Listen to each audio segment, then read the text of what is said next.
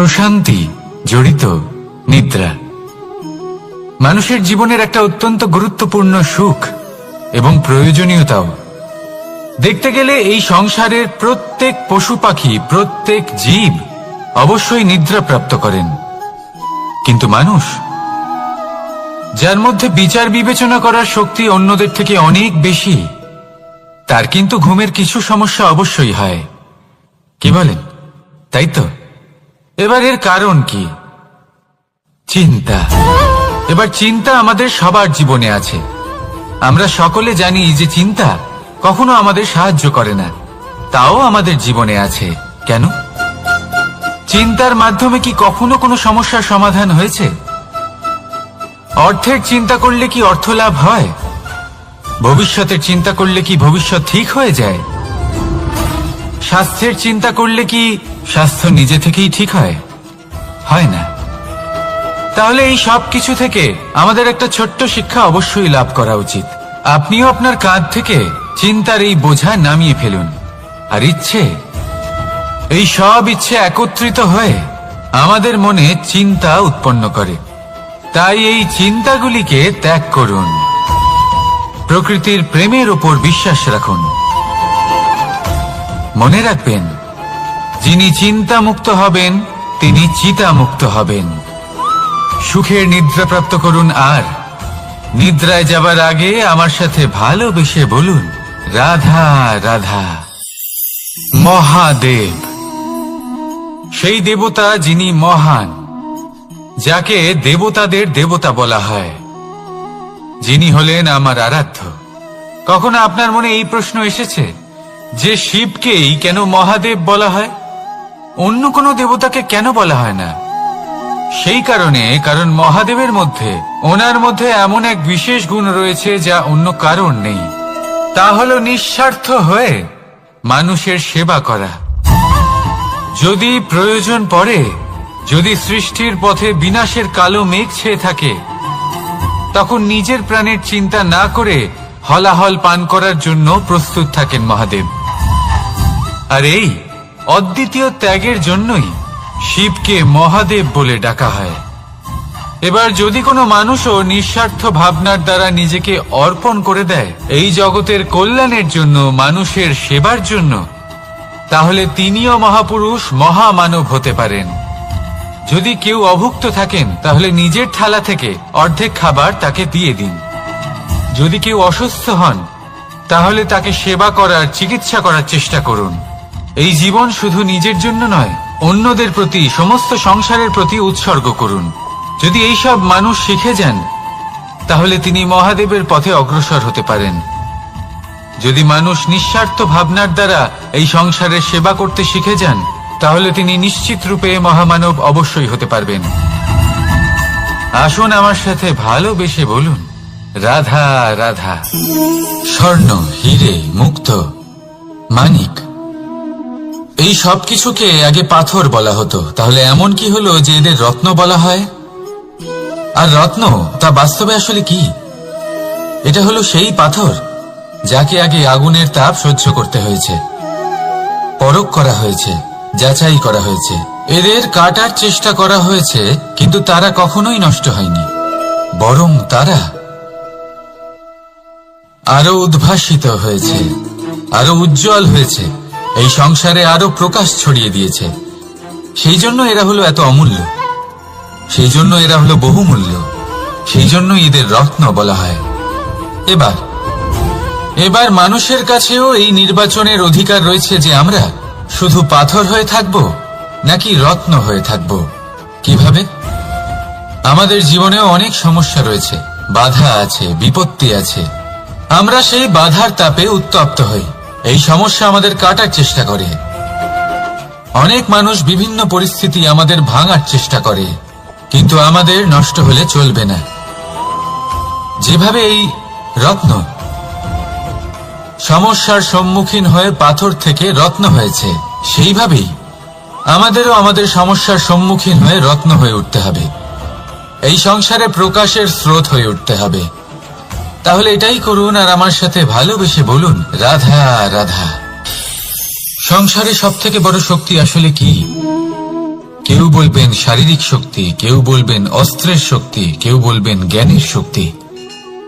ঠিক আছে, কিন্তু যদি আমি বলি সংসারের সব থেকে বড় শক্তি হল শক্তি কোনো এক তথ্যের, আগে হ্যাঁ, তথ্য।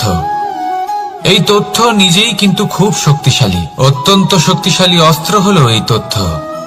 আর সত্যি বলতে অনুচিত তথ্যের থেকে অনেক বেশি ঘাতক হলো অসম্পূর্ণ তথ্য।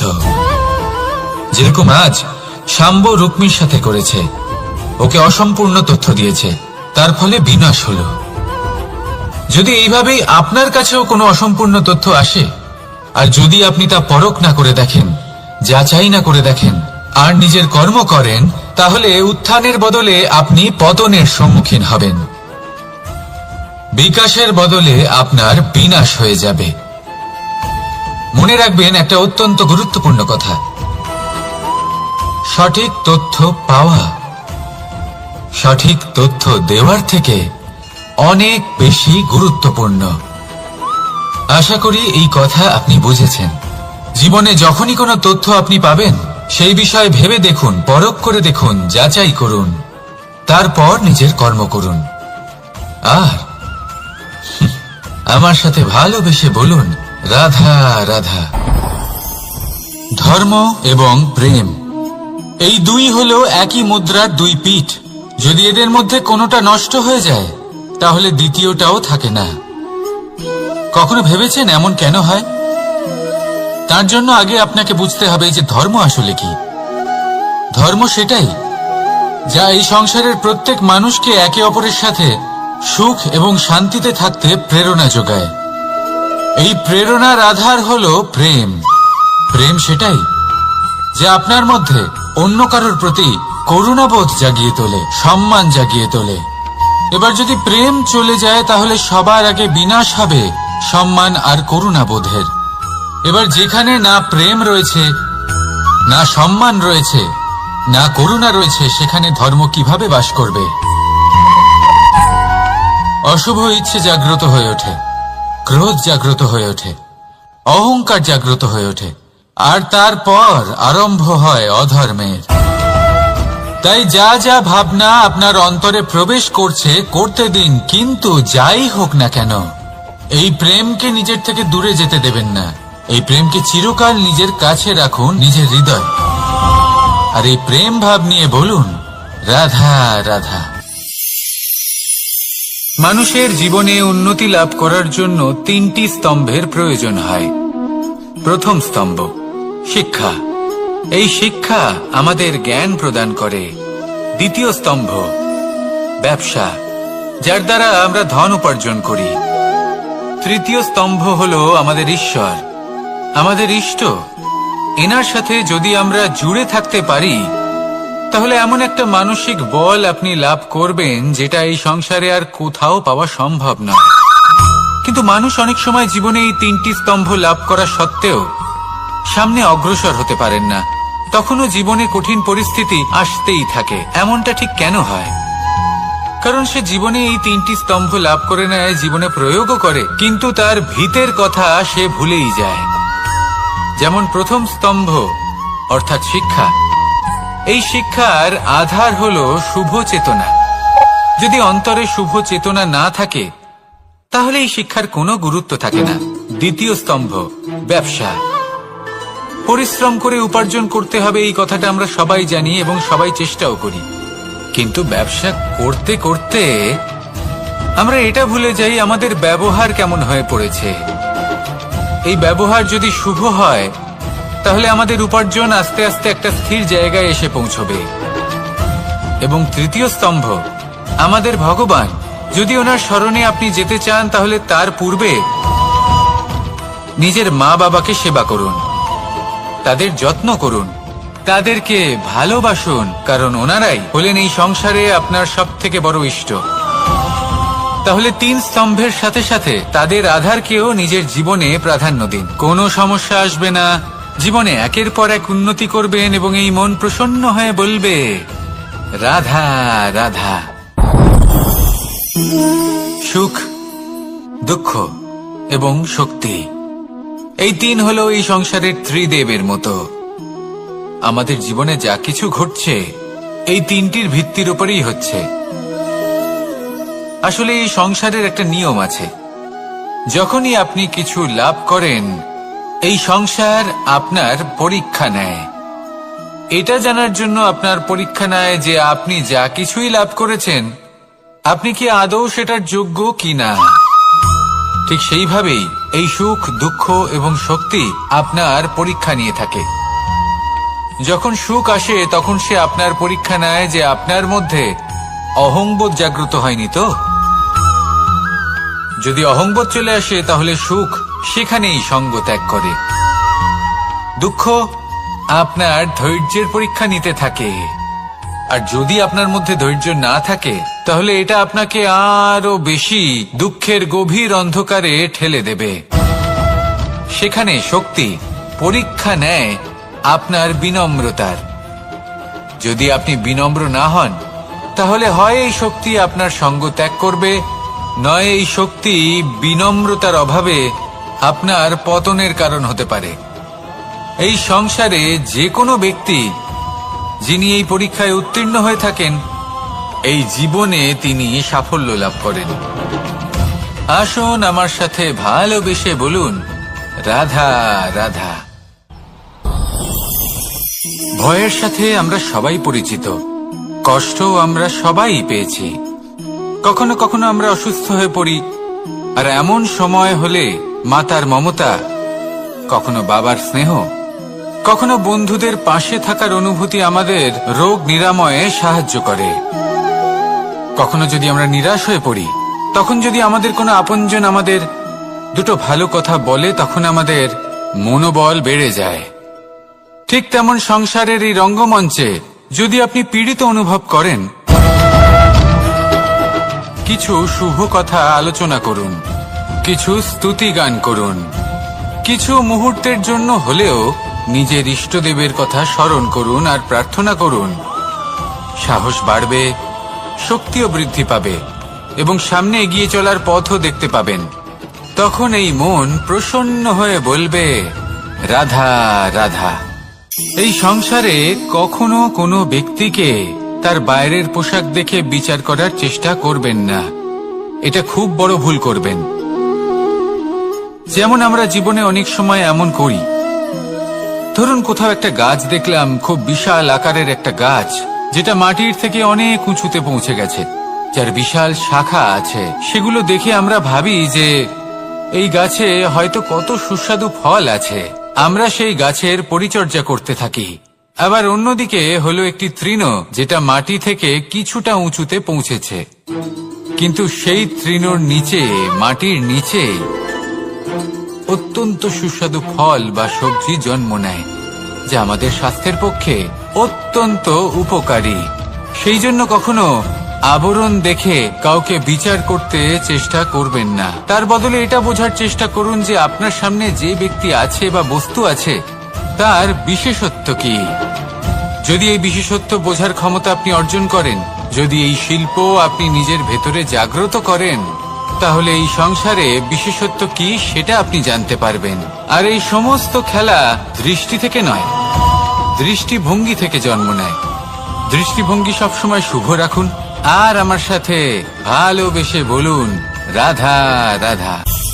যখন আমরা কোনো বনে প্রবেশ করি তখন এই সবুজ ঘাস দেখে, এই কোমল ঘাস দেখে আমাদের মন প্রফুল্ল হয়ে ওঠে। ভিন্ন ভিন্ন প্রজাতির ফুল, ভিন্ন ভিন্ন রঙের ফুল দেখে এই মন আনন্দে ভরে ওঠে। এখানে শিশুরা আনন্দ লাভ করে, বড়রা ভোজন গ্রহণ করেন, কথাবার্তা বলেন, হাঁটাহাঁটি করে বেড়ান। এবার ভেবে দেখুন, যখন এই উপবনের নির্মাণ হয়েছিল সেই সময় যদি এই মাটিকে সঠিকভাবে খনন না করা হতো, যদি তাতে সঠিকভাবে বীজ রোপণ না করা হতো, যদি কোনো সংঘর্ষ না হতো, পরিশ্রম না করা হতো, যদি চলতে চলতে পায়ে কাঁটা না বিঁধে যেত, তাহলে এই সুন্দর বন দেখে আমরা কি এই আনন্দ লাভ করতে পারতাম? কখনোই নয়। ধরুন কোনো নদীর তটে সুন্দর একটি বন আছে, সেই বনের আনন্দ লাভ করতে গেলে আপনাকে সেই নদী পার করতেই হবে। যদি সুখের নদীর কাছে পৌঁছতে চান তাহলে তটে যে কাঁটা রয়েছে সেগুলোর সাথে সংঘর্ষ করতেই হবে। এই সংসারে যদি আপনি সুখ লাভ করতে চান তাহলে সুখ লাভের এই যাত্রা শুরু করতে হবে সংঘর্ষ দ্বারা। তাহলে সংঘর্ষকে স্বাগত জানান, এর পেছনেই সুখ রয়েছে যা আপনার জন্য অপেক্ষা করছে। এবার হাসুন আর আমার সাথে ভালোবেসে বলুন, রাধা রাধা।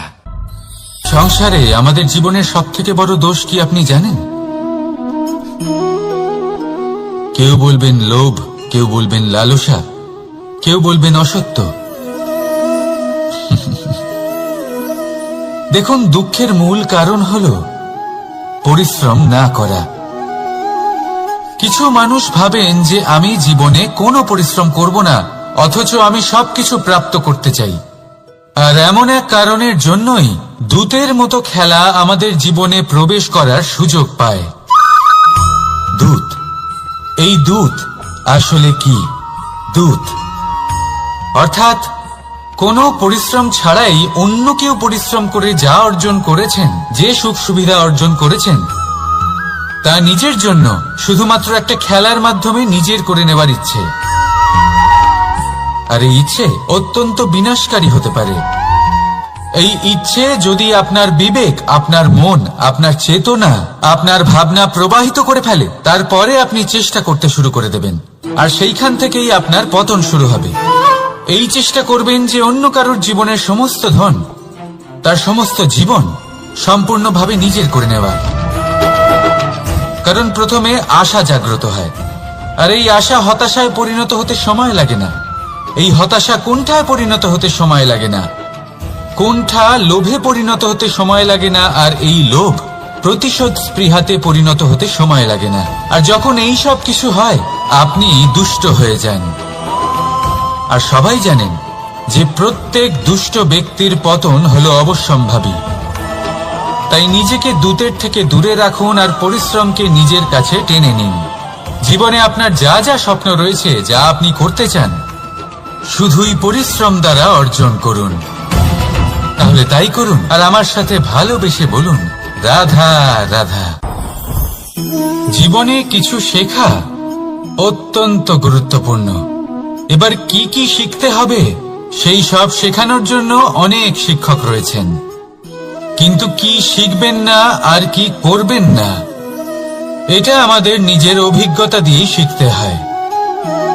কিন্তু তার মানে এটা নয় যে যদি আপনাকে শিখতে হয় যে আগুনের তাপ কতটা, আপনাকে আগুনের মধ্যে হাত দিতে হবে। না, অন্য কারোর অভিজ্ঞতা দ্বারাও শিখতে পারেন। প্রশ্ন শুধুমাত্র একটাই যে আপনি কি শিখতে চান নাকি চান না। যদি আপনি এটাই ভাবেন যে আমি শুধুই নিজের অভিজ্ঞতা দ্বারাই শিখতে চাই, তাহলে জীবনকাল ছোট মনে হবে, অনেক কিছুই শিখতে পারবেন না। তাই নিজের সাথে সাথে বড়দের অভিজ্ঞতা দ্বারাও শেখা শুরু করে দিন। এই সংসারের অভিজ্ঞতা দ্বারা শিখতে শুরু করে দিন। আর এটা নিশ্চিত রূপে শেখা আবশ্যক যে কখন কি করবেন না, কোথায় থামতে হবে আর কোথায় থামবেন না। তাহলে আসুন আর আমার সাথে ভালোবেসে বলুন, রাধা রাধা। ভোজন। এবার ভোজন সংগ্রহ করার জন্য মানুষ কি না করেন, সব সময় চেষ্টা করতে থাকেন। ফসল উৎপাদনের জন্য অনেক পরিশ্রম করতে থাকেন, কিন্তু অনেক সময় অনেক পরিশ্রম করার পরেও ফসল ভালো উৎপাদন হয় না। এর কারণ কি? কারণ হলো এটাই যে আপনি পরিশ্রম হয়তো অনেক করেছেন, কিন্তু আপনার নজর তো সেই বীজের দিকে ছিলই না যা আপনি রোপণ করেছেন। সেই জন্য সব সময় কোনো বীজ রোপণ করার আগে তাকে পরখ করে দেখুন, তা অত্যন্ত আবশ্যক। আর সেইভাবেই যখনই কোনো কর্মের প্রশ্ন আসে, তাহলে সেখানে শুধুমাত্র পরিশ্রম যথেষ্ট নয়। সেই কাজের প্রতি আপনার কর্তব্য কি, আপনার উদ্দেশ্য কি, সেটা জানা হলো অত্যন্ত গুরুত্বপূর্ণ। তাই কর্ম করুন, কিন্তু সেই কর্মের প্রতি আপনার যা উদ্দেশ্য তার মাহাত্ম্য বুঝতে চেষ্টা করুন। তাহলে আসুন আমার সাথে ভালোবেসে বলুন, রাধা রাধা। প্রশান্তি জড়িত নিদ্রা। মানুষের জীবনের একটা অত্যন্ত গুরুত্বপূর্ণ সুখ এবং প্রয়োজনীয়তাও। দেখতে গেলে এই সংসারের প্রত্যেক পশু পাখি, প্রত্যেক জীব অবশ্যই নিদ্রা প্রাপ্ত করেন, কিন্তু মানুষ, যার মধ্যে বিচার বিবেচনা করার শক্তি অন্যদের থেকে অনেক বেশি, তার কিন্তু ঘুমের কিছু সমস্যা অবশ্যই হয়। কি বলেন, তাই তো? এবার এর কারণ কি? চিন্তা। এবার চিন্তা আমাদের সবার জীবনে আছে। আমরা সকলে জানি যে চিন্তা কখনো আমাদের সাহায্য করে না, তাও আমাদের জীবনে আছে। কেন? চিন্তার মাধ্যমে কি কখনো কোনো সমস্যার সমাধান হয়েছে? অর্থের চিন্তা করলে কি অর্থ লাভ হয়? ভবিষ্যতের চিন্তা করলে কি ভবিষ্যৎ ঠিক হয়ে যায়? স্বাস্থ্যের চিন্তা করলে কি স্বাস্থ্য নিজে থেকেই ঠিক হয়? হয় না।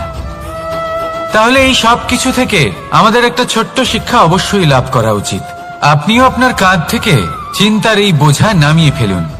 আর এই সব ইচ্ছে একত্রিত হয়ে আমাদের মনে চিন্তা উৎপন্ন করে। তাই এই চিন্তাগুলিকে ত্যাগ করুন। প্রকৃতির প্রেমের উপর বিশ্বাস রাখুন।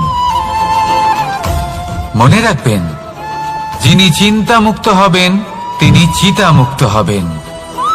সুখের নিদ্রা প্রাপ্ত করুন, আর নিদ্রায় যাবার আগে আমার সাথে ভালোবেসে বলুন, রাধা রাধা। মহাদেব, সেই দেবতা যিনি মহান, যাকে দেবতাদের দেবতা বলা হয়, যিনি হলেন আমার আরাধ্য। কখনো আপনার মনে এই প্রশ্ন এসেছে যে শিবকেই কেন মহাদেব বলা হয়, অন্য কোনো দেবতাকে কেন বলা হয় না? সেই কারণ মহাদেবের মধ্যে, ওনার মধ্যে এমন এক বিশেষ গুণ রয়েছে যা অন্য কারণ নেই। তা হলো নিঃস্বার্থ হয়ে মানুষের সেবা করা। যদি প্রয়োজন পড়ে, যদি সৃষ্টির পথে বিনাশের কালো মেঘ ছেয়ে থাকে, তখন নিজের প্রাণের চিন্তা না করে হলাহল পান করার জন্য প্রস্তুত থাকেন মহাদেব।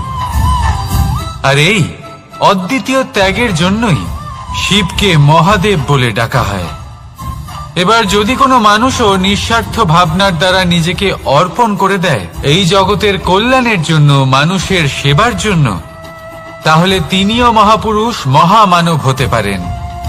যদি কেউ অভুক্ত থাকেন, তাহলে নিজের থালা থেকে অর্ধেক খাবার তাকে দিয়ে দিন। যদি কেউ অসুস্থ হন, তাহলে তাকে সেবা করার, চিকিৎসা করার চেষ্টা করুন। এই জীবন শুধু নিজের জন্য নয়, অন্যদের প্রতি, সমস্ত সংসারের প্রতি উৎসর্গ করুন। যদি এইসব মানুষ শিখে যান, তাহলে তিনি মহাদেবের পথে অগ্রসর হতে পারেন।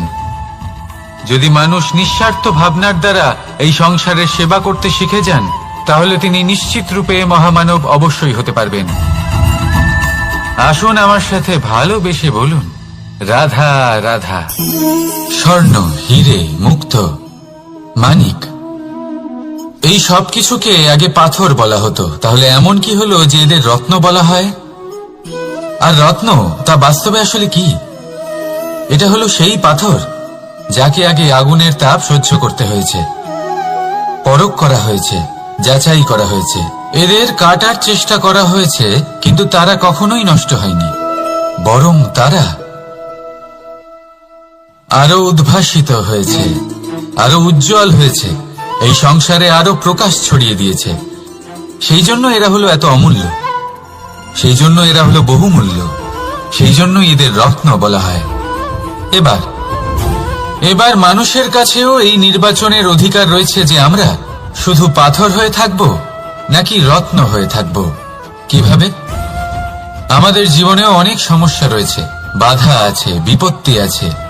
আমরা সেই বাধার তাপে উত্তপ্ত হই, এই সমস্যা আমাদের কাটার চেষ্টা করে। অনেক মানুষ বিভিন্ন পরিস্থিতি আমাদের ভাঙার চেষ্টা করে, কিন্তু আমাদের নষ্ট হলে চলবে না। যেভাবে এই রত্ন সমস্যার সম্মুখীন হয়ে পাথর থেকে রত্ন হয়েছে, সেইভাবেই আমাদেরও আমাদের সমস্যার সম্মুখীন হয়ে রত্ন হয়ে উঠতে হবে, এই সংসারে প্রকাশের স্রোত হয়ে উঠতে হবে। তাহলে এটাই করুন আর আমার সাথে ভালোবেসে বলুন, রাধা রাধা। সংসারে সব থেকে বড় শক্তি আসলে কি? কেউ বলবেন শারীরিক শক্তি, কেউ বলবেন অস্ত্রের শক্তি, কেউ বলবেন জ্ঞানের শক্তি। ঠিক আছে, কিন্তু যদি আমি বলি সংসারের সব থেকে বড় শক্তি হল শক্তি কোনো এক তথ্যের, আগে হ্যাঁ, তথ্য। এই তথ্য নিজেই কিন্তু খুব শক্তিশালী, অত্যন্ত শক্তিশালী অস্ত্র হলো এই তথ্য। আর সত্যি বলতে অনুচিত তথ্যের থেকে অনেক বেশি ঘাতক হলো অসম্পূর্ণ তথ্য। যেরকম আজ শাম্ব রুক্মির সাথে করেছে, ওকে অসম্পূর্ণ তথ্য দিয়েছে, তার ফলে বিনাশ হলো। যদি এইভাবেই আপনার কাছেও কোনো অসম্পূর্ণ তথ্য আসে, আর যদি আপনি তা পরখ না করে দেখেন, যাচাই না করে দেখেন, আর নিজের কর্ম করেন, তাহলে উত্থানের বদলে আপনি পতনের সম্মুখীন হবেন। বিকাশের বদলে আপনার বিনাশ হয়ে যাবে। মনে রাখবেন একটা অত্যন্ত গুরুত্বপূর্ণ কথা, সঠিক তথ্য পাওয়া সঠিক তথ্য দেওয়ার থেকে অনেক বেশি গুরুত্বপূর্ণ। আশা করি এই কথা আপনি বুঝেছেন। জীবনে যখনই কোনো তথ্য আপনি পাবেন, সেই বিষয়ে ভেবে দেখুন, পরখ করে দেখুন, যাচাই করুন, তারপর নিজের কর্ম করুন। আর আমার সাথে ভালোবেসে বলুন, রাধা রাধা। ধর্ম এবং প্রেম, এই দুই হলো একই মুদ্রার দুই পিঠ। যদি এদের মধ্যে কোনোটা নষ্ট হয়ে যায়, তাহলে দ্বিতীয়টাও থাকে না। কখনো ভেবেছেন এমন কেন হয়? তার জন্য আগে আপনাকে বুঝতে হবে যে ধর্ম আসলে কি। ধর্ম সেটাই যা এই সংসারের প্রত্যেক মানুষকে একে অপরের সাথে সুখ এবং শান্তিতে থাকতে প্রেরণা যোগায়। এই প্রেরণার আধার হলো প্রেম। প্রেম সেটাই যা আপনার মধ্যে অন্য কারোর প্রতি করুণাবোধ জাগিয়ে তোলে, সম্মান জাগিয়ে তোলে।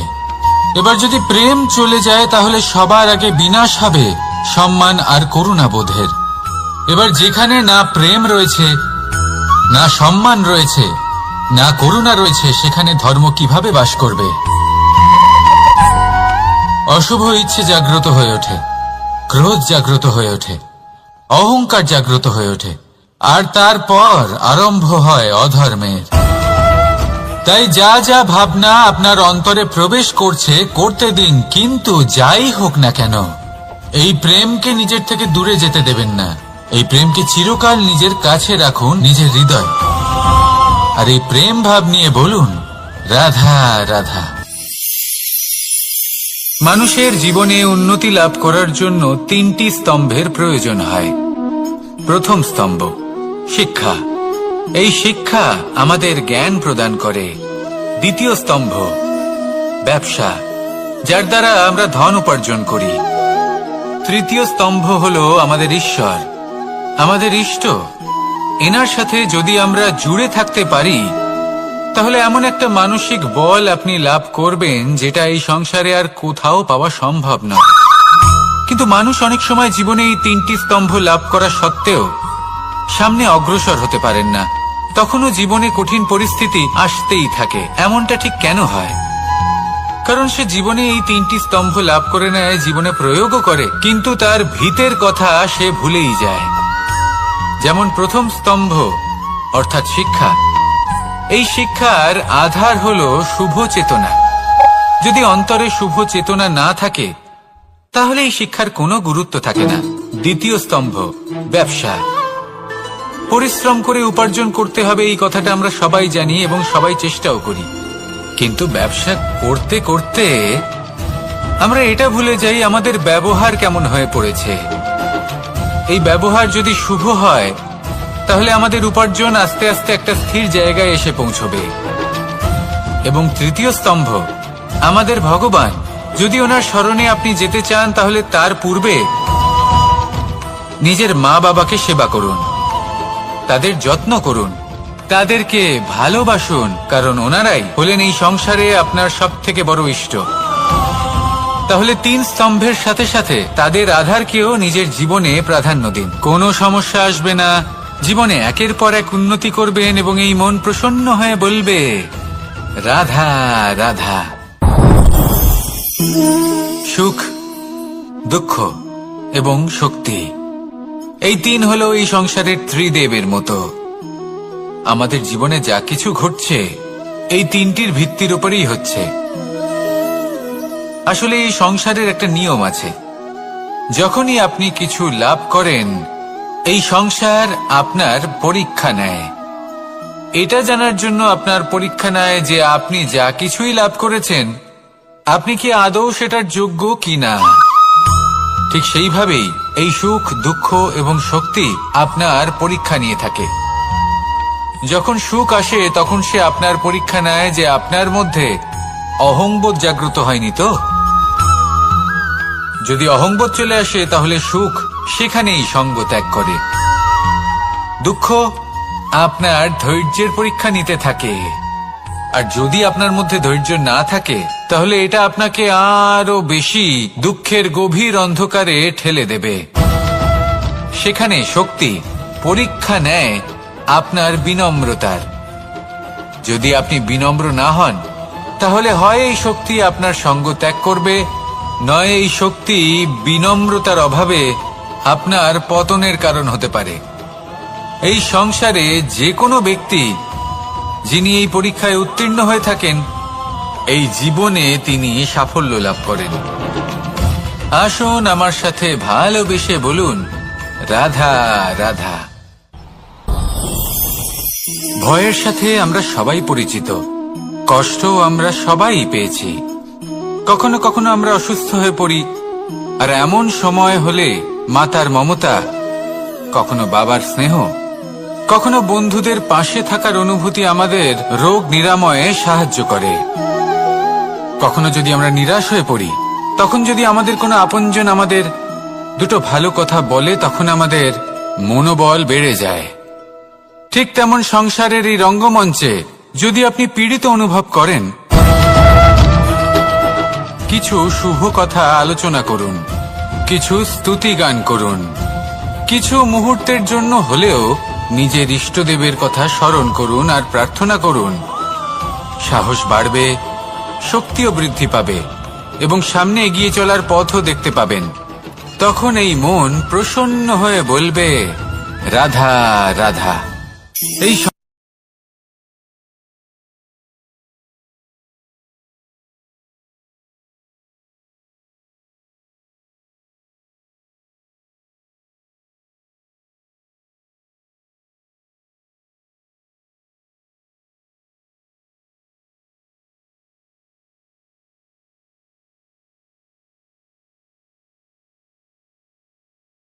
সুস্বাদু ফল আছে, আমরা সেই গাছের পরিচর্যা করতে থাকি। আবার অন্যদিকে হলো একটি তৃণ যেটা মাটি থেকে কিছুটা উঁচুতে পৌঁছেছে, কিন্তু সেই তৃণর নিচে, মাটির নিচে অত্যন্ত সুস্বাদু ফল বা সবজি জন্ম নেয়, যা আমাদের স্বাস্থ্যের পক্ষে অত্যন্ত উপকারী। সেই জন্য কখনো আবরণ দেখে কাউকে বিচার করতে চেষ্টা করবেন না। তার বদলে এটা বোঝার চেষ্টা করুন যে আপনার সামনে যে ব্যক্তি আছে বা বস্তু আছে তার বিশেষত্ব কি। যদি এই বিশেষত্ব বোঝার ক্ষমতা আপনি অর্জন করেন, যদি এই শিল্প আপনি নিজের ভেতরে জাগ্রত করেন, তাহলে এই সংসারে বিশেষত্ব কি সেটা আপনি জানতে পারবেন। আর এই সমস্ত খেলা দৃষ্টি থেকে নয়, দৃষ্টিভঙ্গি থেকে জন্ম নেয়। দৃষ্টিভঙ্গি সবসময় শুভ রাখুন আর আমার সাথে ভালোবেসে বলুন, রাধা রাধা। যখন আমরা কোনো বনে প্রবেশ করি তখন এই সবুজ ঘাস দেখে, এই কোমল ঘাস দেখে আমাদের মন প্রফুল্ল হয়ে ওঠে। ভিন্ন ভিন্ন প্রজাতির ফুল, ভিন্ন ভিন্ন রঙের ফুল দেখে এই মন আনন্দে ভরে ওঠে। এখানে শিশুরা আনন্দ লাভ করে, বড়রা ভোজন গ্রহণ করেন, কথাবার্তা বলেন, হাঁটাহাঁটি করে বেড়ান। এবার ভেবে দেখুন, যখন এই উপবনের নির্মাণ হয়েছিল সেই সময় যদি এই মাটিকে সঠিকভাবে খনন না করা হতো, যদি তাতে সঠিকভাবে বীজ রোপণ না করা হতো, যদি কোনো সংঘর্ষ না হতো, পরিশ্রম না করা হতো, যদি চলতে চলতে পায়ে কাঁটা না বিঁধে যেত, তাহলে এই সুন্দর বন দেখে আমরা কি এই আনন্দ লাভ করতে পারতাম? কখনোই নয়। ধরুন কোনো নদীর তটে সুন্দর একটি বন আছে, সেই বনের আনন্দ লাভ করতে গেলে আপনাকে সেই নদী পার করতেই হবে। যদি সুখের নদীর কাছে পৌঁছতে চান তাহলে তটে যে কাঁটা রয়েছে সেগুলোর সাথে সংঘর্ষ করতেই হবে। এই সংসারে যদি আপনি সুখ লাভ করতে চান তাহলে সুখ লাভের এই যাত্রা শুরু করতে হবে সংঘর্ষ দ্বারা। তাহলে সংঘর্ষকে স্বাগত জানান, এর পেছনেই সুখ রয়েছে যা আপনার জন্য অপেক্ষা করছে। এবার হাসুন আর আমার সাথে ভালোবেসে বলুন, রাধা রাধা। সংসারে আমাদের জীবনের সবথেকে বড় দোষ কি আপনি জানেন? কেউ বলবেন লোভ, কেউ বলবেন লালসা, কেউ বলবেন অসত্য। দেখুন, দুঃখের মূল কারণ হলো পরিশ্রম না করা। কিছু মানুষ ভাবেন যে আমি জীবনে কোনো পরিশ্রম করব না, অথচ আমি সবকিছু প্রাপ্ত করতে চাই। আর এমন এক কারণের জন্যই দূতের মতো খেলা আমাদের জীবনে প্রবেশ করার সুযোগ পায়। দূত। এই দূত আসলে কি? দূত অর্থাৎ কোনো পরিশ্রম ছাড়াই অন্য কেউ পরিশ্রম করে যা অর্জন করেছেন, যে সুখ সুবিধা অর্জন করেছেন, তা নিজের জন্য শুধুমাত্র একটা খেলার মাধ্যমে নিজের করে নেবার ইচ্ছে। আর এই ইচ্ছে অত্যন্ত বিনাশকারী হতে পারে। এই ইচ্ছে যদি আপনার বিবেক, আপনার মন, আপনার চেতনা, আপনার ভাবনা প্রবাহিত করে ফেলে, তারপরে আপনি চেষ্টা করতে শুরু করে দেবেন, আর সেইখান থেকেই আপনার পতন শুরু হবে। এই চেষ্টা করবেন যে অন্য কারোর জীবনের সমস্ত ধন, তার সমস্ত জীবন সম্পূর্ণভাবে নিজের করে নেওয়ার। কারণ প্রথমে আশা জাগ্রত হয়, আর এই আশা হতাশায় পরিণত হতে সময় লাগে না। এই হতাশা কুণ্ঠায় পরিণত হতে সময় লাগে না, কুণ্ঠা লোভে পরিণত হতে সময় লাগে না, আর এই লোভ প্রতিশোধ স্পৃহাতে পরিণত হতে সময় লাগে না। আর যখন এই সব কিছু হয়, আপনি দুষ্ট হয়ে যান। আর সবাই জানেন যে প্রত্যেক দুষ্ট ব্যক্তির পতন হলো অবশ্যম্ভাবী। তাই নিজেকে দূতের থেকে দূরে রাখুন আর পরিশ্রমকে নিজের কাছে টেনে নিন। জীবনে আপনার যা যা স্বপ্ন রয়েছে, যা আপনি করতে চান, শুধুই পরিশ্রম দ্বারা অর্জন করুন। তাহলে তাই করুন আর আমার সাথে ভালোবেসে বলুন, রাধা রাধা। জীবনে কিছু শেখা